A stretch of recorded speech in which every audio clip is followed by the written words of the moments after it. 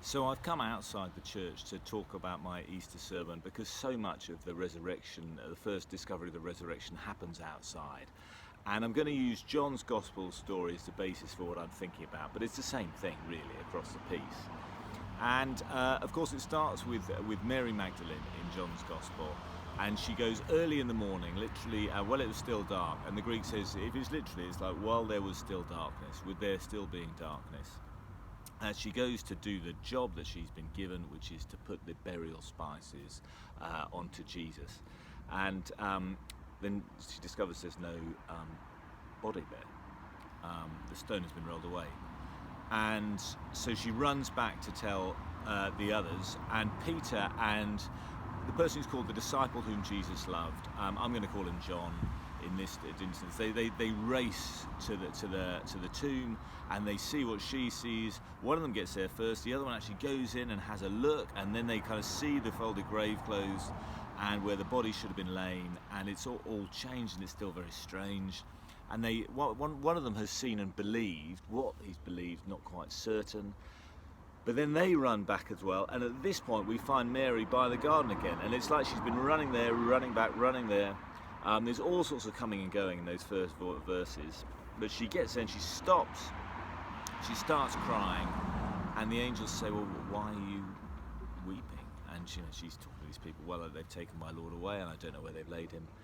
And then she sees a figure who she thinks is the gardener, and he says, Mary, and at that point she understands, and she says, my teacher, and she knows Jesus is risen.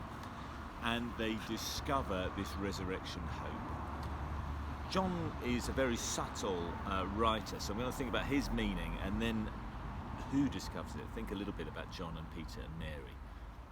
But in the darkness, do you remember what it was saying to us? It was, while there was still darkness, she came, and then she finds this ray of light. And John's very clever. That's at the end of the Gospel. At the start of the Gospel, the word in the beginning was the Word was the light of the world. The light shines in the darkness, and the darkness has not overcome it.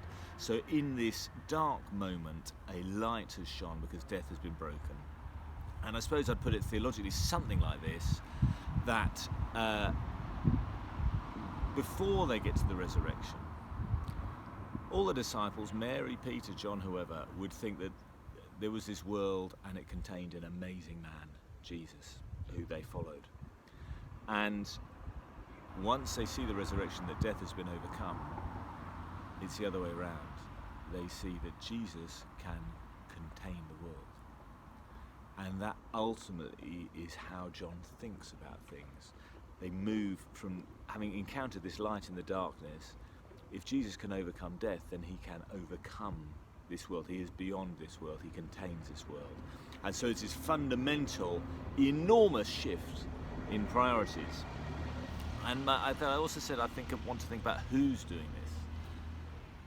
We tell this story still now, but if you go to church, you might well go to church, and the other people there, you don't really, you don't have that much in common with them outside of church, maybe. Sometimes, like they're 50 years older than you are, or sometimes they're just completely different people. You're into Taylor Swift and they're into Vivaldi, or some are incredibly erudite culture people and some are very basic uncultured people, and you're all in church together, and you can't quite figure out what's brought you there. Well, just think for a minute about those first three. I mean, this is the odd threesome. Take Peter and John, they're kind of rivals, but Peter's definitely a fisherman. No one thinks of him as a great brain. He might not have even been able to write. Still a very committed person. John, and I'm making an assumption that he ends up writing the Gospel, but I think even if he's just associated with that, was this unbelievably cultured, nuanced person. Who can incorporate Hellenistic and Hebrew influences into his writing. And you do get the feeling there's a bit of tension between Peter and him. They're probably just completely different people. They're not like mates. They're just like people who were brought together by Jesus. And then throw in Mary Magdalene into the mix.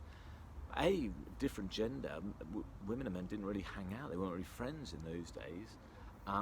And we know so little, but if she's Mary Magdalene, as in Luke's Gospel, we know that demons were cast out of her, so maybe she'd had, we don't really see demons these days, we do see mental health issues, she's had a few breakdowns. These three But they're the people who work it out. They are the people who work out what has happened. They are the people who carry the resurrection story, the Easter story, which is what we're still celebrating today, which is that the light of the world has come in and has broken the power of death, because the light, which is Jesus, shines in the darkness, and the darkness cannot overcome it. So happy Easter. It is an amazing story. It's also amazing just how fragile the connections of the people who worked it out. And they may be very, very different people, but they're brought together by Jesus.